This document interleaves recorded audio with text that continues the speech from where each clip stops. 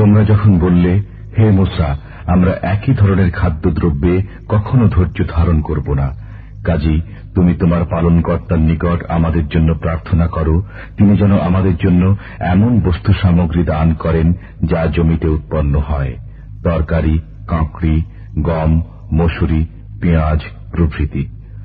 মূসা আলাইহিস সালাম বললেন, তোমরা কি এমন বস্তু নিতে চাও যা নিকৃষ্ট, সে বস্তুর পরিবর্তে যা উত্তম?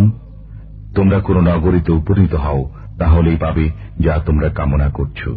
আর তাদের উপর আরোপ করা হল লাঞ্ছনা ও পরমুখাপেক্ষিতা।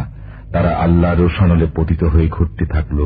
এমন হল এজন্য যে তারা আল্লাহর বিধিবিধান মানত না এবং নবীদের অন্যায়ভাবে হত্যা করত।